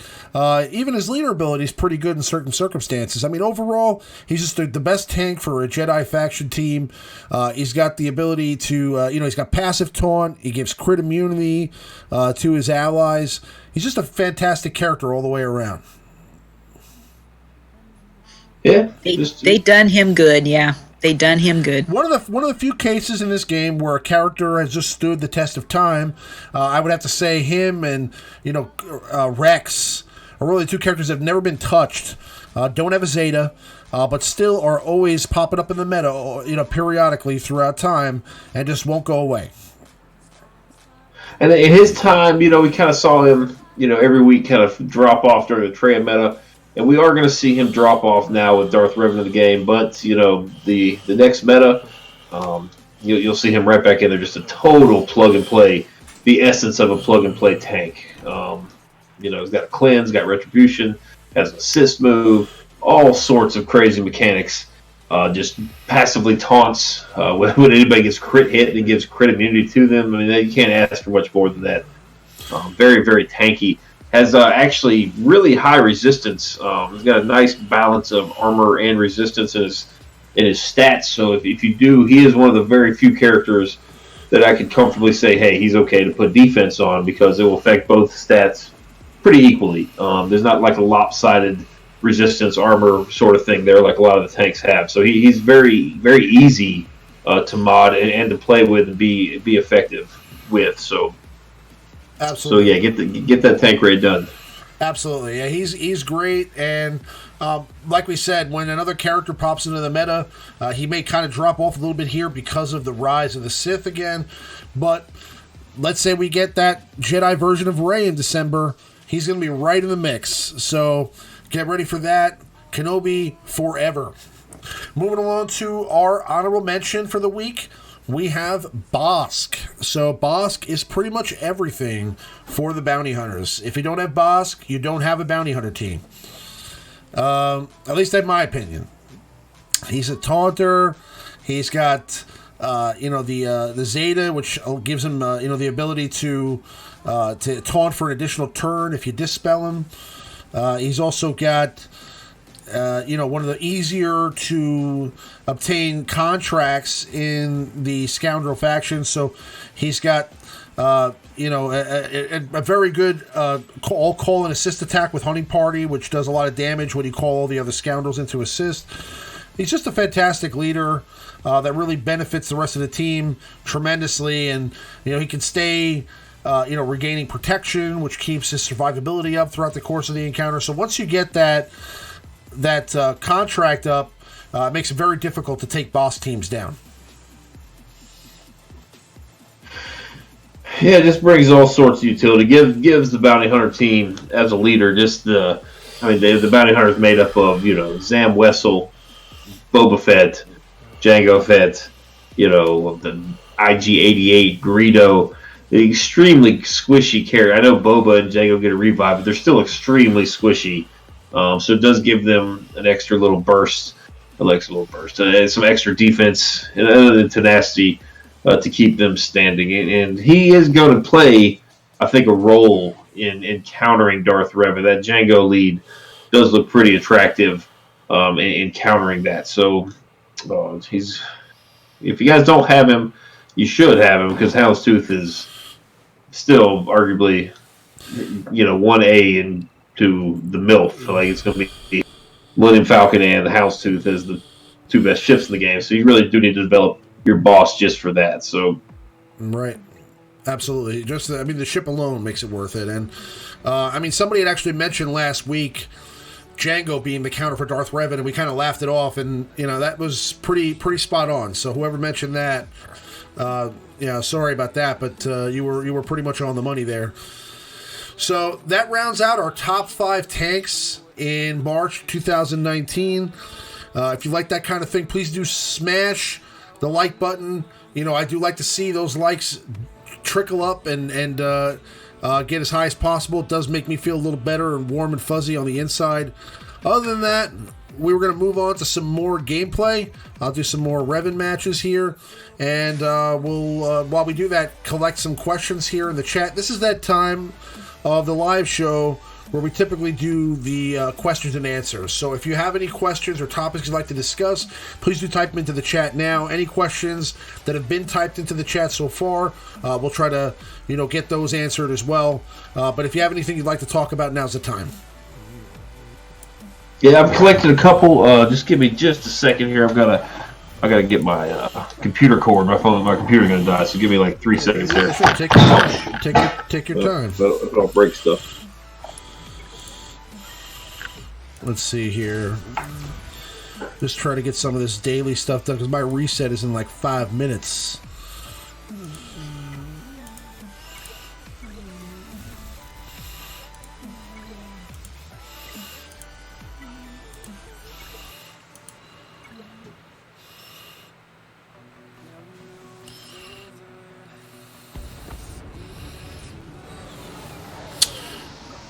I love this battle over Coruscant over here.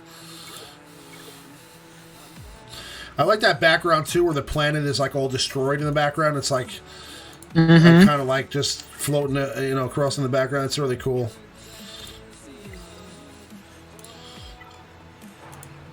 Let's see where I'm at now with Han's Millennium Falcon. Lando's Millennium Falcon. 7 Lando shards. Wow, that's a pretty good pull at 8 battles. So 66 out of 100. I've got Lando to 7 stars, though, so that really just adds to the shard shop there for me. What else needs to be done? Galactic War Battle and Mod Energy. Okay, so that's it. Let's sim this.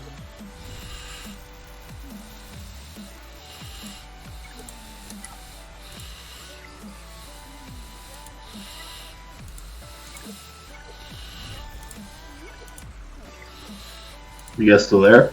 Yeah, we're here. Yep. Okay. 50 crystals, that's nice. All right, so we got a whole bunch of them pouring in here. Let's see. We'll start from the top. At the beginning of the show, Kyrie MWs asks, what do you guys think the daily login character of B1 means? The B2 battle droid is the login character. What do you think that signifies? He says Clone Wars TB map, Geonosis, and we also had a couple other guys kind of predict the Geonosis type event. What do you guys think about B2 as the login character?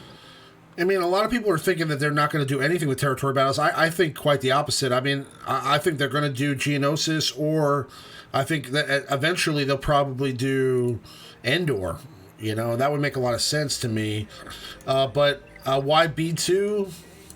I mean, I don't know. I mean, it does make it does intrigue me because there's usually some sort of tie-in to, you know, these characters that log into what's going to be happening this month. But I mean, you know, it's hard to see anything past what just happened with Darth Revan. You know, so I don't know if there's any event coming up this month. I hope there is.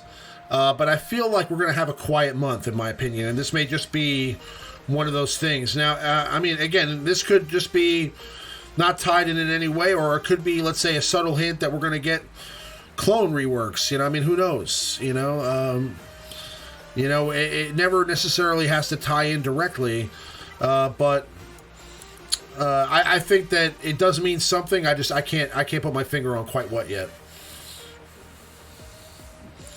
I don't know. Like, you want to... I think it'd be like a separatist-oriented thing, but B2's new additions to his kit are for the separatist droids, not for the separatist faction. That Zeta would be a little OP if it, I guess, it applied to all the separatists. But maybe, you know, we talked about Malak maybe being the missing piece for these Sith Empire teams. Perhaps there's another separatist droid coming down the pipe that we're just completely unaware of. That we get and kind of fits in. I don't know what it would be, but that's possible. Maybe maybe it's that one-legged droid from the event.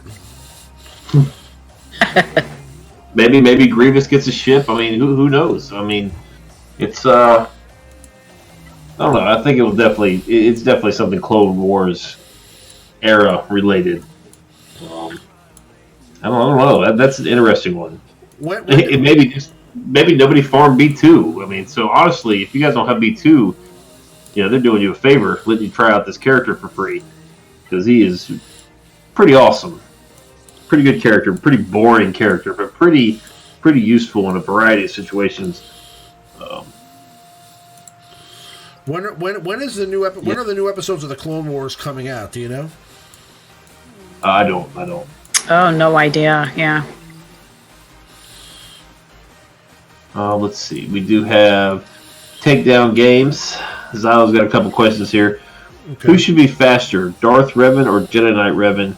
Arena isn't a problem for either team, trying to max HK's damage as well. Mod suggestions for him as well. Thanks, guys. Love the show.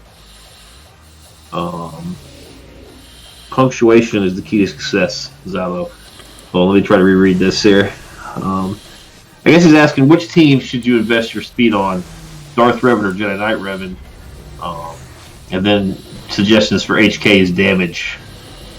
You guys have any suggestions for him? Which team should he invest his what in? Which team should be the faster team, Darth Revan or Jedi Knight Revan? Well, I mean, you know, you're going to have to put your speed into Darth Revan more than I think Jedi Knight Revan, because Jedi Knight Revan has... Jedi Knight Revan is just generally going to be faster because of all the bonuses, but... Yep. I think that, you know, you're going to want to, you know, if you're talking about like which team you have to mod faster to be more effective, I would say you have to mod your Darth Revan team faster to be effective. But I think that, you know, it really just depends on which team you're utilizing more.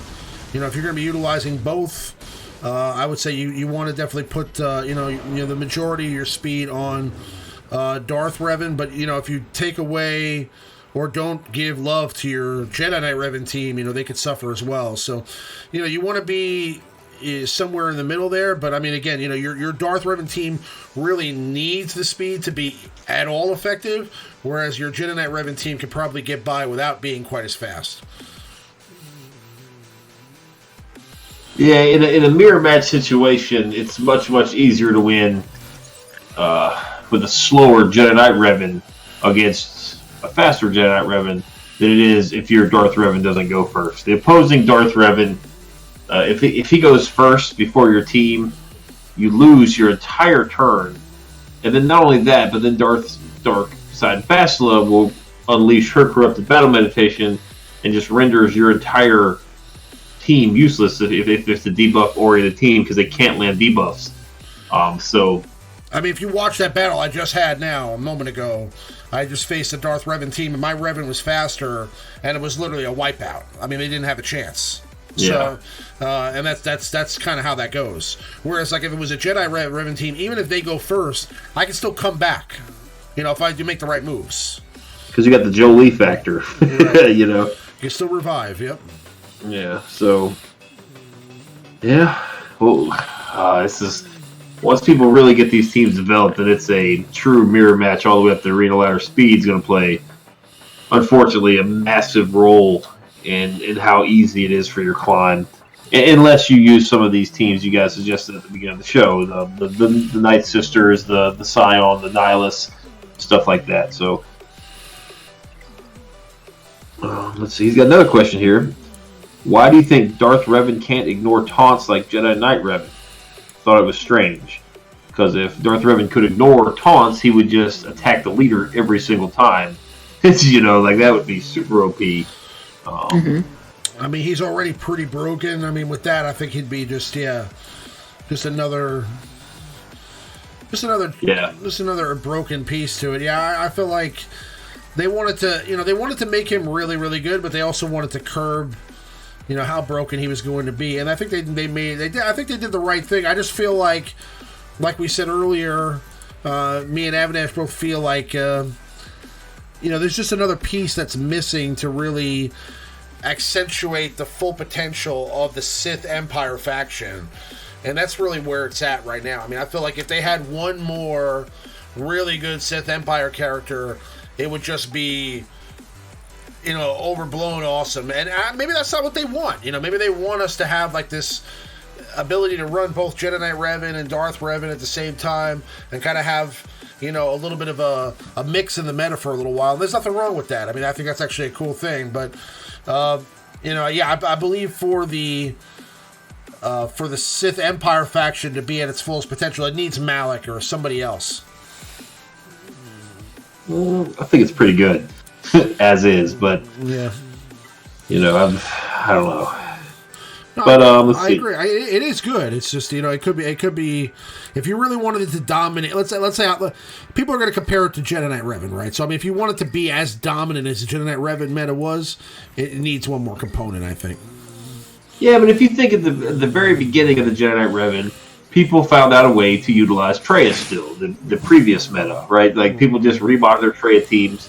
Made her super, super tanky and tenacious, and it worked. And they climbed with it just fine. And people are going to still be able to use Jedi Knight Revan, but Darth Revan will eventually, I think, become the better arena team. Maybe not a Grand Arena. It might not be the best Grand Arena team. Right. Just simply because Jedi Knight Revan, you cannot overcome that speed boost he gets.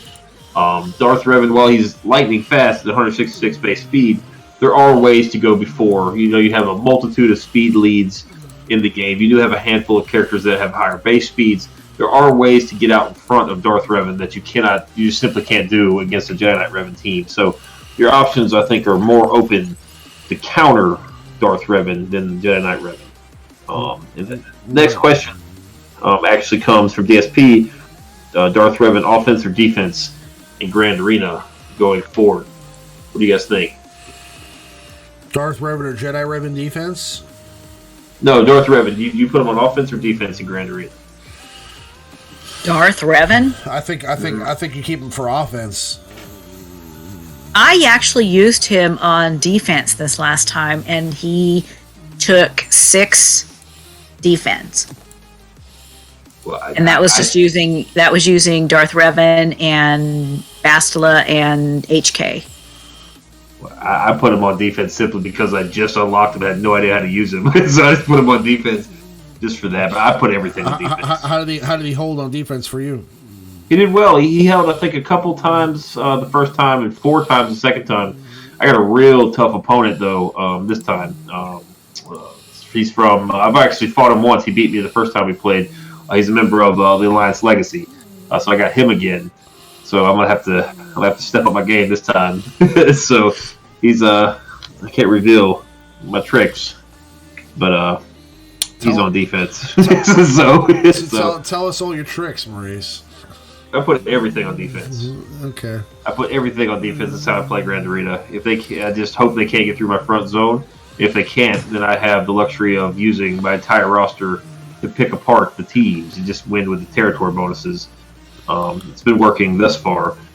I'm not sure if it worked tomorrow, but we'll see. That's kind of like what I do. This last time, well, being in the category that I am, it was like the person only got like 1,327 points against me because I'm up against like, the big TI guys and stuff, and it scares the crap out of me. And it's kind of interesting.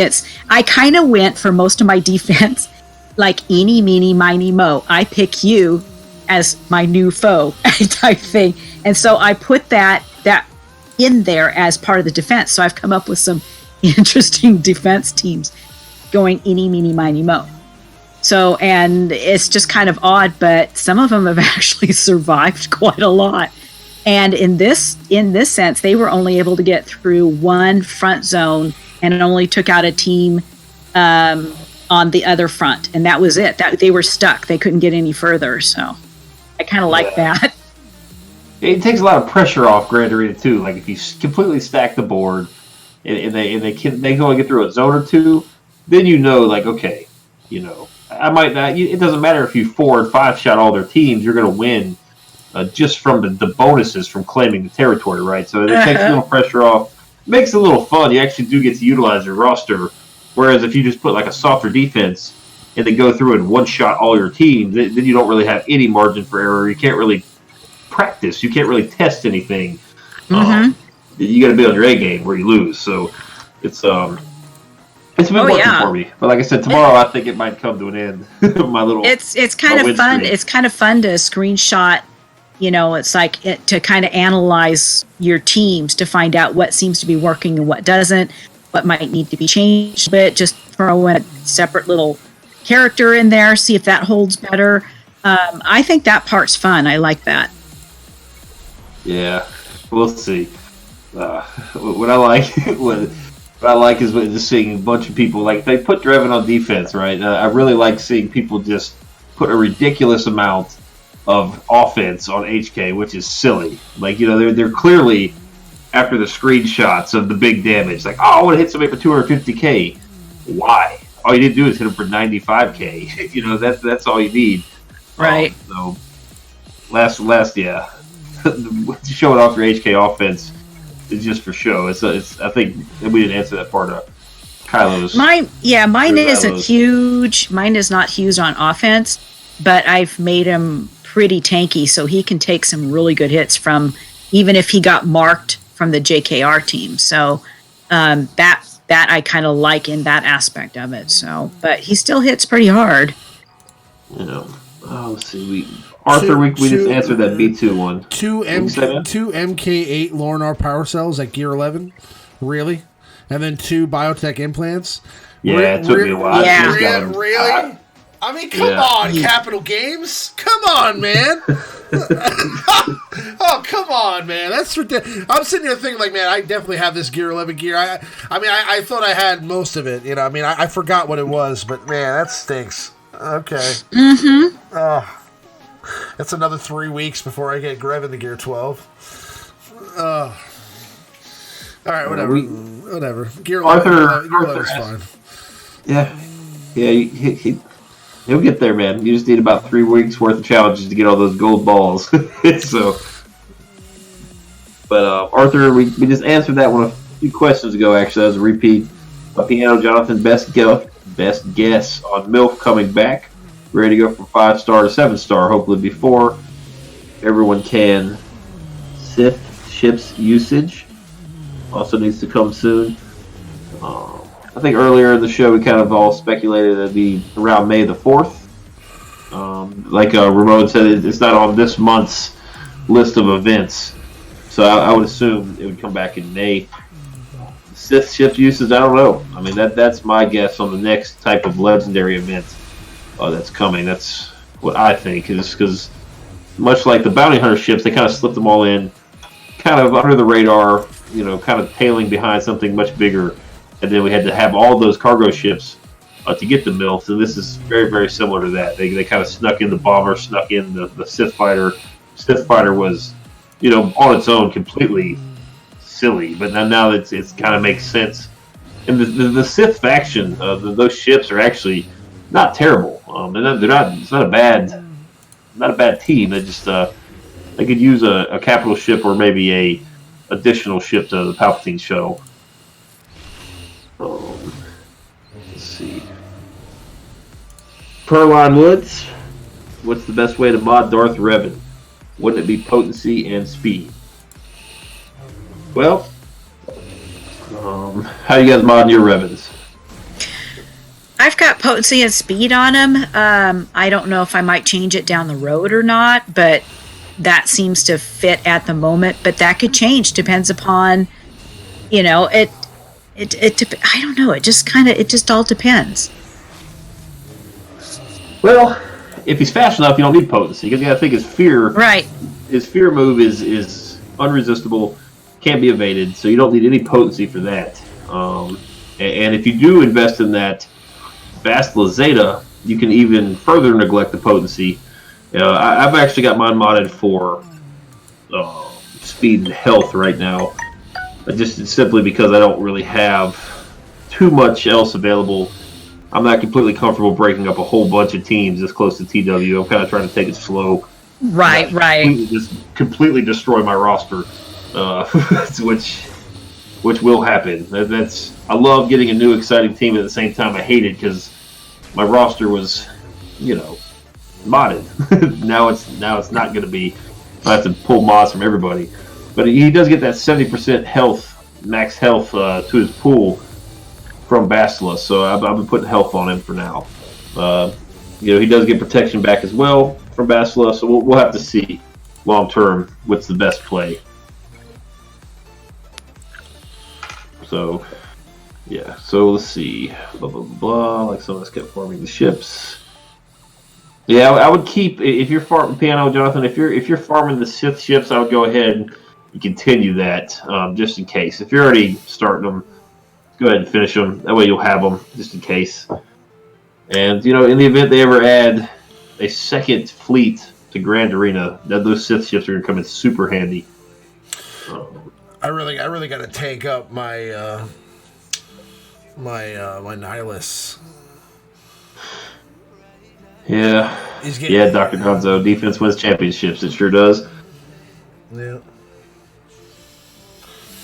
All right. Any other questions? Blah,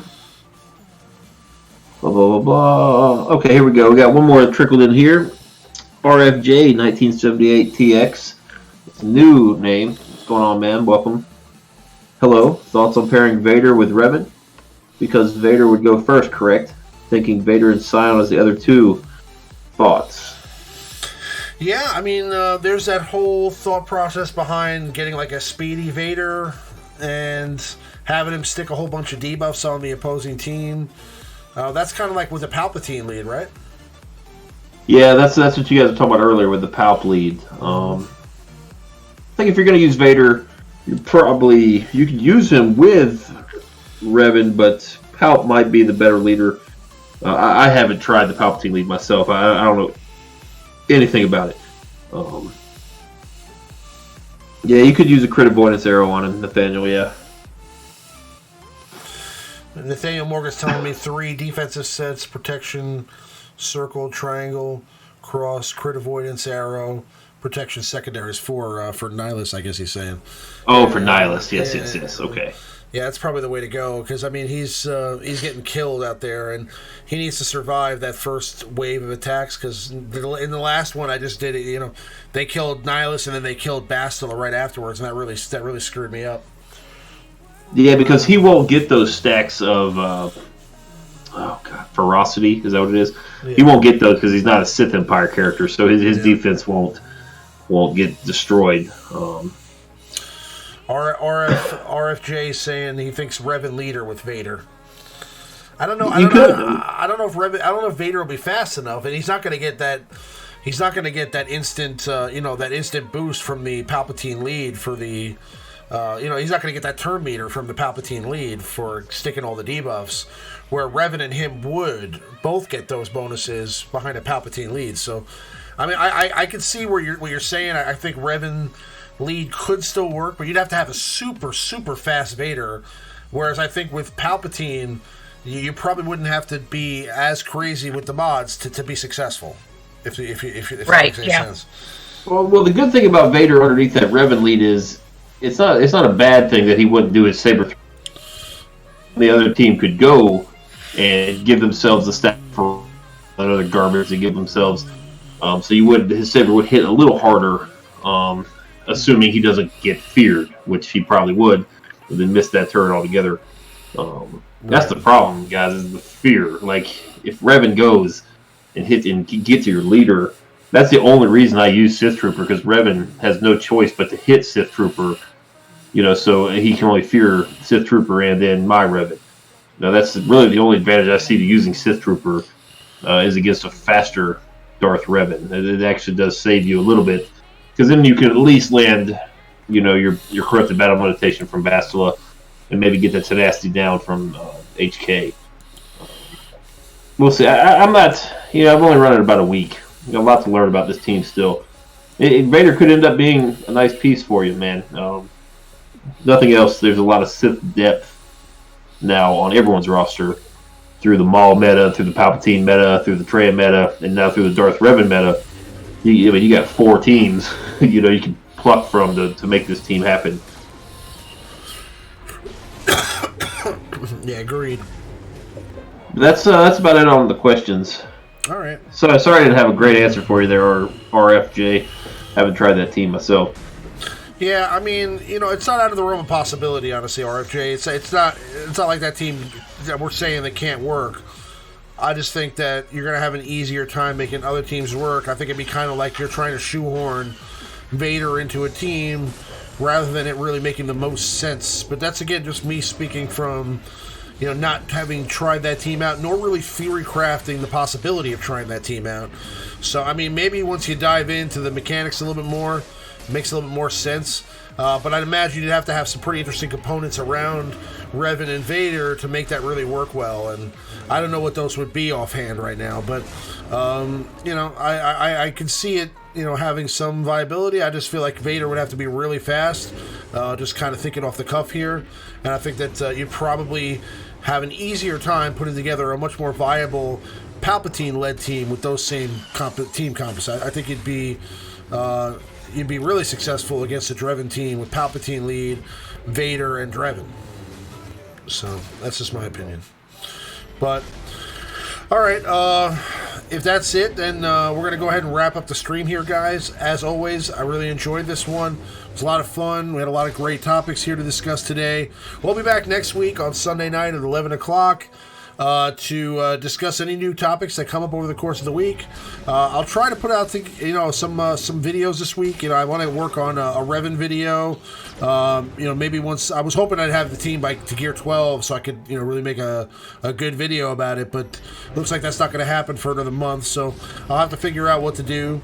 But in the meantime, I will definitely be covering any news that comes out, and if we hear anything on the Malak front, we'll be sure to, give you guys the scoop on that. But definitely check out Maurice and TMoney stream on Tuesday night on the Operation Metaverse channel. Link is in the description. They'll be live at 9:30. We'll be back on the Jedi Academy stream on Saturday morning at 10 a.m. And other than that, we look forward to seeing you guys next week. I appreciate everybody hanging out with me. It was a wonderful show. I appreciate Avinash and good old Maurice hanging out with us and staying late with me on another Sunday night. As we creep up closer to episode 100 of the live show, I'll definitely make sure to announce any special details for that special 100th episode. But look forward to seeing you guys next Sunday. May the Force be with you guys, and we'll see you on the next one. Thanks, guys.